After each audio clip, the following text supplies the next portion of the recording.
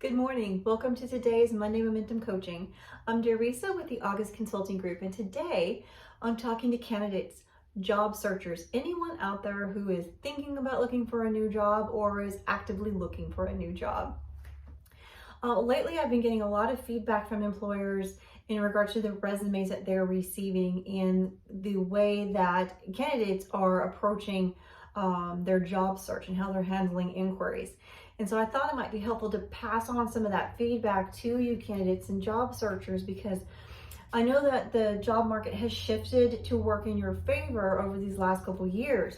But don't be mistaken, employers are still looking for your best first impression.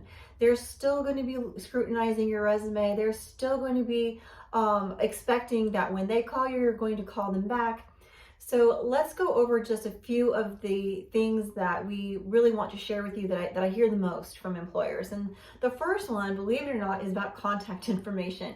A lot of resumes are coming through without the appropriate contact information, phone numbers, email addresses.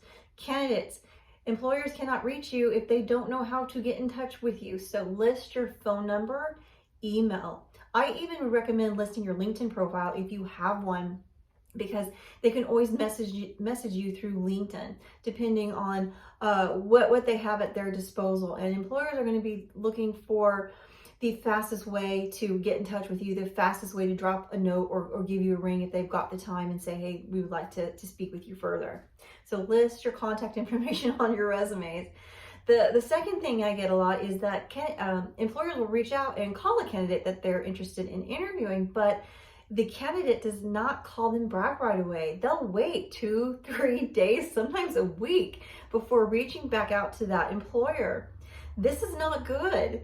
An employer at that point probably doesn't want to hear from you. They're like moved on to another candidate, or that's the impression you're giving, is that you're kind of lackadaisical about your job search, and it may or may not matter that they're interested in you. Nobody wants to feel that way. So if this is a position that you've applied for and that you actually want, return the phone call. Now, I understand you're busy, you probably are already working, but then take a break. Step outside, give them a quick call and say, I'm so sorry, I'm right in the middle of my workday. Can I call you later? Or do you have just a moment so we can schedule something? Or call them right after you leave work and say, employer, I'm so sorry that I missed you, but I really want to talk to you. Please forgive me. I was just working all day and tied up. Maybe we can go back and forth via email. That might be better. But get back in touch with them. Nobody wants to feel like you weren't really that serious about that position, especially if you are. Now the resume, let's talk about that a little bit. There are lots of tips we can give on resumes, but I'm just going to focus on a couple, and that's based again on the feedback that I'm getting from employers. One is put your resume in chronological order in your experience. Start with the most recent and then work your way down. Don't forget to list your start and end dates for your work history. And then when you're giving your experience, I really recommend bullet point system for each paragraph. Because if you kind of slosh it all together in one paragraph, it's a really hard read, right? So bullet point your experience, like what is it that are your responsibilities? What are your duties every day? So that it's an easy read. You've got about 3, maybe 7 seconds to capture your employer's attention and have them keep reading through your resume. Make it count. Make it easy for them to get through your resume. If you're applying for a position that requires licensing or some sort of certification, make sure that is also listed on your resume, because I find that with a lot of licensed positions or certified positions, employers are getting resumes without the licensing and certifications on them, but the candidate is actually qualified and holds those licenses and certifications. So don't leave them off. Make sure they're on your resume. That's part of your value and what you bring to the table. So make sure you show that off.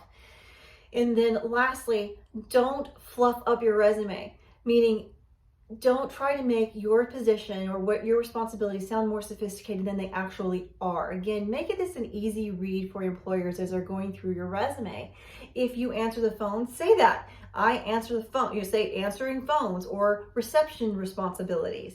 But don't try to make it sound more complicated than it actually is. And we see this a lot on resumes because they want to impress. And you can impress by just being yourself. If you're the right candidate for that position, they're going to call you. If you have the skill set that that employer is looking for, they're going to call you. But make it easy for them to identify you as the right candidate, okay? All right, so again, list your contact information on your resumes.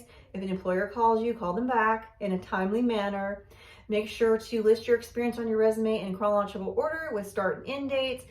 Bullet point your experience, and don't overcomplicate your experience. Just say what it is that you do, okay?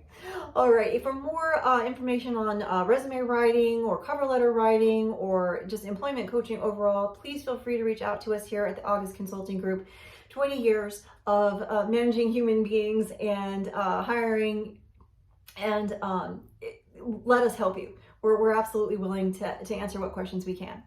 I hope that everybody has a fantastic week and that you keep that positive momentum going. Thank you so much for stopping by.